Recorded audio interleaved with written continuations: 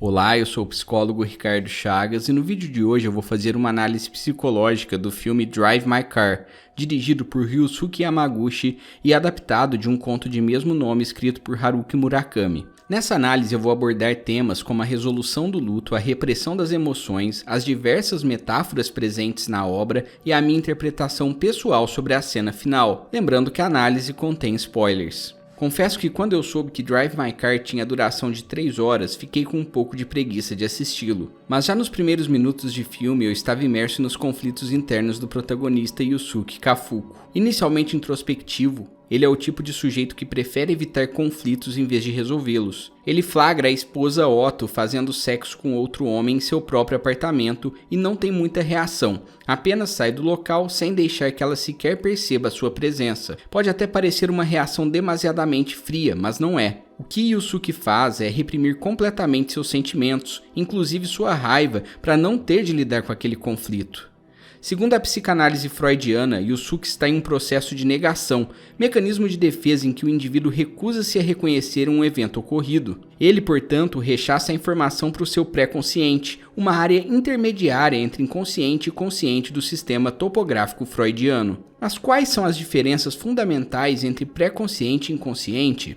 Em seu livro A Interpretação dos Sonhos, Freud diz que chamamos o inconsciente, que é apenas latente, portanto facilmente se torna consciente, o pré-consciente, e mantemos o termo inconsciente para o outro. Ou seja, Yusuke não reprime as infidelidades de Otto às profundezas de seu inconsciente, o que faria com que ele não se lembrasse dos acontecimentos até que estes fossem resgatados em uma sessão de análise. De certa maneira, os conteúdos rechaçados ao pré-consciente são temporariamente ocultos, mas ocasionalmente tornam a se revelar à luz da consciência humana. Para compreender melhor esse mecanismo de defesa do protagonista, é necessário analisar o seu passado. Em uma de suas conversas com Misaki Watari, ele conta a história de que sua filha de 4 anos morreu por conta de uma pneumonia. Esse fato faz com que ele evite a todo custo passar por outro processo de luto, seja este literal ou simbólico. Ele acha menos doloroso viver com Otto, mesmo sabendo de seu histórico de infidelidade, do que ter de passar por um divórcio. Sendo assim, a negação serve como um mecanismo de função protetiva ao seu ego, que não suportaria lidar com outra perda traumática.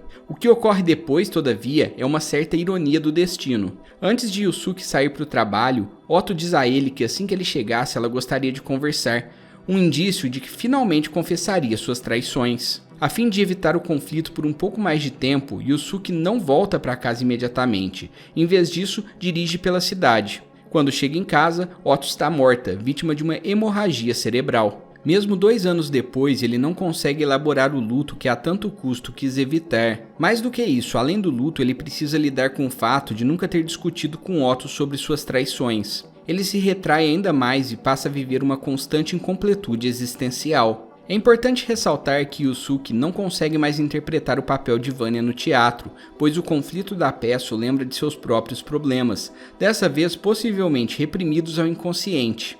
Ele diz que a interpretação o faz lembrar de seu verdadeiro eu, ou seja, seus conflitos pessoais se tornam conscientes quando ele interpreta o personagem. Yusuke então é convidado para dirigir a versão multilingüe de Tio Vanya, do dramaturgo e escritor russo Anton Chekhov. Sobre a peça, é interessante observar que o fato dela ser multilingüe traz desafios de comunicação entre os atores escolhidos, já que precisam contracenar em idiomas diferentes, japonês, mandarim, coreano e até a língua de sinais coreana.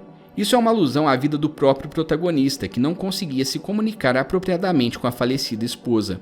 Yu-Soo, o dramaturgo, e Park Yoo-rim, sua esposa e atriz da peça, são exemplos de como um relacionamento deveria ser. Em certo momento, o casal convida o protagonista e sua motorista Misaki para um jantar em que contam a história de como se conheceram.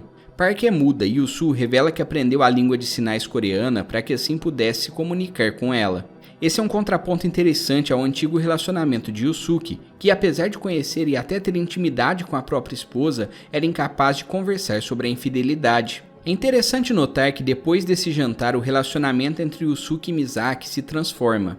O diretor e a motorista iniciam uma profunda amizade e passam a conversar com empolgação sobre suas vidas. O Sabre Vermelho, sempre em movimento, é uma metáfora sobre como aquelas conversas de cunho terapêutico ajudam os dois personagens a seguir em frente com suas vidas e com seus próprios conflitos internos. Um dos momentos mais emblemáticos do filme ocorre quando o jovem ator Koji Takatsuki, que no passado teve um caso com Otto, pega uma carona com Yusuke. Os dois iniciam um longo e profundo diálogo sobre a falecida, o ponto de conexão entre os dois. O protagonista despe a sua alma e revela que sempre soube dos casos de infidelidade da esposa.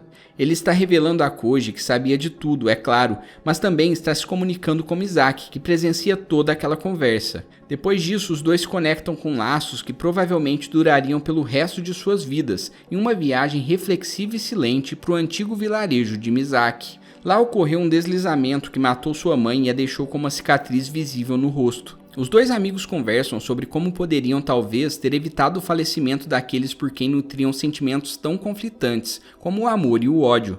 Depois dessa jornada, Yusuke consegue voltar a interpretar o papel de Vanya, ou seja, finalmente consegue voltar a encarar seu verdadeiro eu. A redenção de Misaki é revelada na cena final, que mostra a garota na Coreia vivendo uma nova vida com um cachorro e sem a cicatriz no rosto, o indicativo que as suas cicatrizes emocionais também haviam sido curadas. Ela também possui um sabre vermelho, um símbolo de amizade entre ela e Yusuke. Drive My Car é uma história longa, mas profunda sobre como a comunicação é essencial para o ser humano elaborar conflitos internos. Além disso, mostra que a conversa terapêutica nem sempre ocorre dentro de um consultório, podendo algumas raras vezes se estender para relações profundas de amizade. É claro que nem todo amigo vai necessariamente dar um bom conselho, mas o simples fato de se ter alguém para nos ouvir pode ser essencial na elaboração de um conflito que parece irresolúvel. Sem as pessoas, sem a arte e principalmente sem a coragem de expressar as dores, não somos nada além de prisioneiros de nossas próprias inseguranças e mágoas. Quando os créditos rolaram, eu fiquei envergonhado por sentir preguiça de assisti-lo. Afinal, são raros os filmes que conseguem te envolver por 3 horas. Mas esse consegue, de certa forma, se assemelha à direção de Misaki. Suave nas curvas, agressivo nas retas e no fim você sequer percebe que estava dentro do carro. E você, gostou de Drive My Car ou achou o filme arrastado? Comente aí embaixo e além disso se inscreva no canal e deixe um like para ajudar na divulgação do vídeo. Cuide bem da sua saúde mental e até a próxima.